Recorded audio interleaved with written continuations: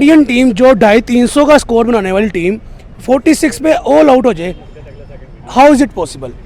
ऊपर से भी स्टेडियम हो चिन्नस्वामी बेंगलुरु, विराट कोहली का फेवरेट स्टेडियम, और विराट कोहली 0 पे आउट।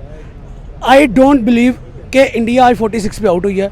उसकी रीज़न ये है, यहाँ तो ये हॉस्पिटैलिटी है, यहाँ तो ये मेहमानबाजी हो रही है, या फिर ये एक जाल बिछाया जा रहा है न्यूजीलैंड के लिए कि न्यूजीलैंड पहले इनिंग में छलांगे मार ले, खुश हो ले कि हमने ऐसे कर दिया, हमने वैसे कर दिया, हमने ये कर दिया, हमने रोहित को 2 पे आउट कर दिया, हमने विराट को 0 पे, हमने इंडिया के बैक टू बैक 5-0 6-0 प्लेयर्स दिखाए हैं। लेकिन ये नहीं उनको समझ आ रही कि वहाँ पे भी बुमराह पड़ा है, वहाँ पे भी अश्विन पड़ा है, वहाँ पे भी जडेजा पड़ा है, वहाँ पे भी कुलदीप यादव की एडिशन है, सिराज है, आकाशदीप है, फिर इसके अलावा मयंक यादव है 150 पेस वाला।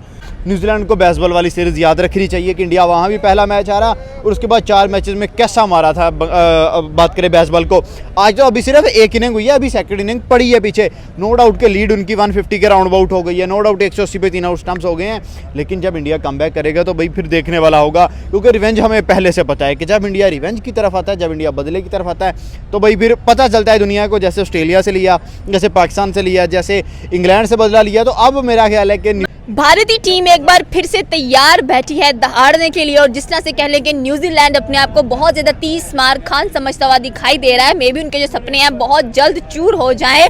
46 के ऊपर कह लें कि इंडिया की पूरी टीम को ढेर किया, एक से बाद एक विकेट गिरते हुए दिखाई दी। लेकिन भारतीय टीम को आप अच्छे से जानते हैं कि किस तरह से अगली टीम को हैंडल करते हैं, और उनको बताते हैं कि भाई आप हमारे मुल्क में आए, आप हमारे देश में आए हो, किस तरह से आपकी मेहमान नवाजी करते हैं वो हम आपको बताते हैं। तो सर क्या कहना चाहते हैं कि Indian team is always like big giant, एक लायन की तरह वो खेलती है, आज थोड़ा सा गड़बड़ कर गई है?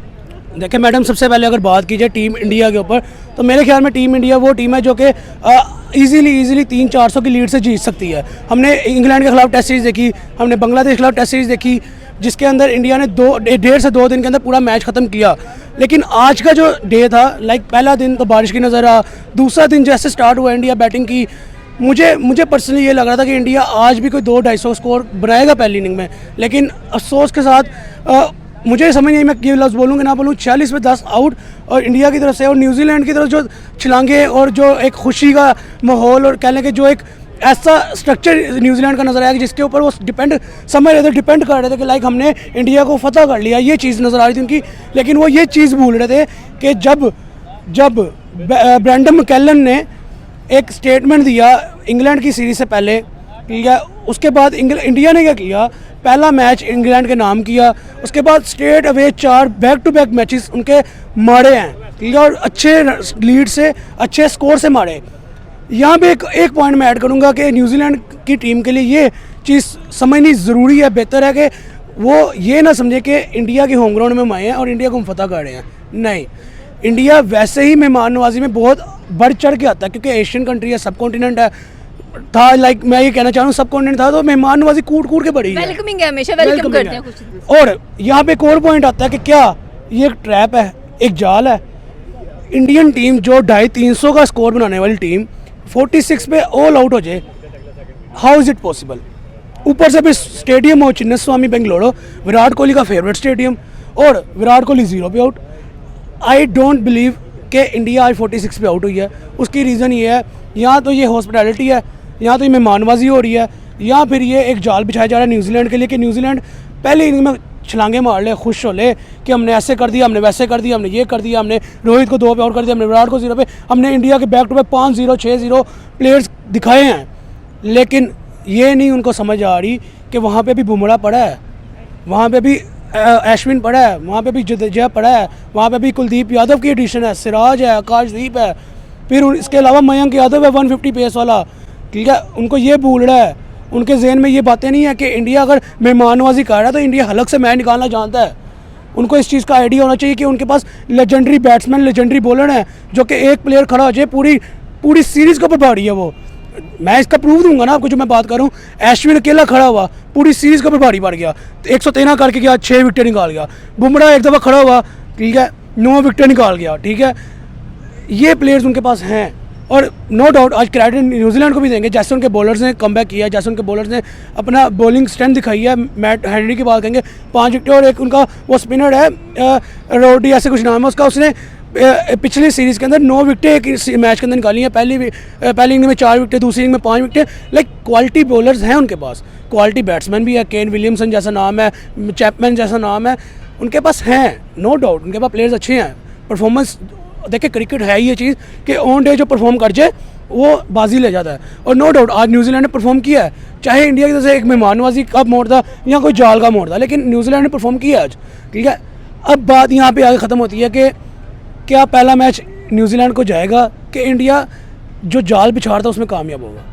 बिल्कुल। भारतीय 40 10 विकेटों के नुकसान पर 31 ओवर। न्यूजीलैंड की बात करेंगे 180 3 विकेटों के नुकसान पर दूसरा दिन अपने इख्तिताम को पहुंचा। क्या लग रहा है कि भारतीय टीम इंग्लैंड की तरह जो उनका टेस्ट मैच देखा गया था उसकी तरह मेहमान नवाजी कर रही है, या मकड़ियों ने जाल बिछा दिया कि भाई हम ट्रैप करने के लिए रेडी हैं, जितनी मर्जी कोशिश कर लो। और अगर विकेटों की बात की जाए तो जिस तरह से अश्विन जडेजा ने विकेट्स भी निकाली है, क्या कहना चाहते हैं इसके ऊपर कि आज भारतीय टीम की जो परफॉर्मेंस थी इतनी सरप्राइजिंग कि हम सरप्राइज्ड हो गए कि पाकिस्तानी रूह तो नहीं कहीं एंटर हो गई। देखिए बिल्कुल ऐसा ही है, नो डाउट। 46 पे भाई आल टीम सिमट गई, वो भी 31। इंडिया वो टीम है जो 31 ओवर में 200 बनाती है, रिकॉर्ड करती है। और इंडिया आज 31 ओवर में सिर्फ 46 रन। एक दफ़ा पूरी दुनिया को सरप्राइज इंडिया ने दिया। लेकिन न्यूजीलैंड को बेसबॉल वाली सीरीज याद रखनी चाहिए कि इंडिया वहाँ भी पहला मैच हारा और उसके बाद 4 मैचेस में कैसा मारा था। बात करें बेसबॉल को, आज तो अभी सिर्फ एक इनिंग हुई है, अभी सेकंड इनिंग पड़ी है पीछे। नो डाउट के लीड उनकी 150 के राउंड अबाउट हो गई है, नो डाउट 180 पे 3 आउट स्टंप्स हो गए हैं। लेकिन जब इंडिया कमबैक करेगा तो भाई फिर देखने वाला होगा, क्योंकि रिवेंज हमें पहले से पता है कि जब इंडिया रिवेंज की तरफ आता है, जब इंडिया बदले की तरफ आता है, तो भाई फिर पता चलता है दुनिया को। जैसे ऑस्ट्रेलिया से लिया, जैसे पाकिस्तान से लिया, जैसे इंग्लैंड से बदला लिया, तो अब मेरा ख्याल है कि न्यूजीलैंड की भारत बताना चाह रहा है कि जब हम आएंगे तो गर्मी थोड़ी बढ़ जाएगी बेंगलुरु के अंदर, क्योंकि उसका मौसम काफी हमें कह लें कि एक किस्म का रेनी नजर आ रहा है। सेकेंडली बात करेंगे कि आज इंडियन बैट्समैन भाई सबसे पहले तो आते हैं रोहित शर्मा। क्या किया इन्होंने आज, इतनी अच्छी इनिंग खेल के चले गए, उसके बाद विराट कोहली तो उससे भी जबरदस्त खेल के गए हैं। देखिए यार, तरस खाना इसी को तो कहते हैं, मेहमानबाजी इसी को तो कहते हैं। न्यूजीलैंड आई अफगानिस्तान के साथ, इंडिया 5 दिन बारिश होती रही, एक भी बॉल नहीं खेली।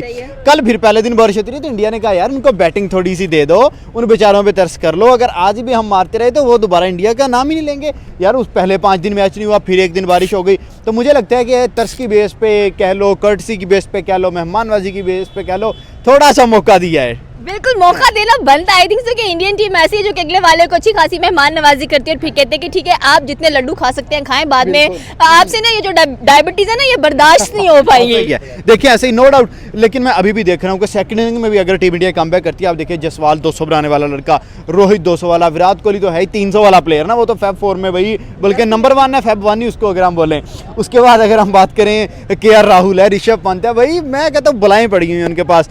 तो सेकंड इनिंग में भी इंडिया चाहे तो भाई 4-5 चलेगा। आज खेलने कि रोहित ने और विराट ने इतनी अच्छी इनिंग खेली है। उसके बाद आपने KR राहुल की बात की, अश्विन की बात की, जडेजा की बात की, बुमराह की बात की, सिराज की बात की। सबसे बुरी इनिंग आज ऋषभ पंत खेल के गया, 20 करके गया। देखिए शर्म नहीं है ऋषभ पंत को कि मेरा कैप्टन जो है, हाँ कैप्टन डबल फिगर में नहीं गया, Virat Kohli king Kohli double figure में नहीं गया, तो मैं डबल फिगर में क्यों जा रहा हूँ। लेकिन चलें खैर, वो 36 वाला एक रिकॉर्ड था वो बच गया, 46 पे ऑल आउट हुए हैं। लेकिन यार देखें, मैदान जंग में जब आप लड़ते हैं या आप खेलते हैं तो कभी रिजल्ट आपकी तरफ पॉजिटिव आते हैं, कभी पॉजिटिव नहीं आते।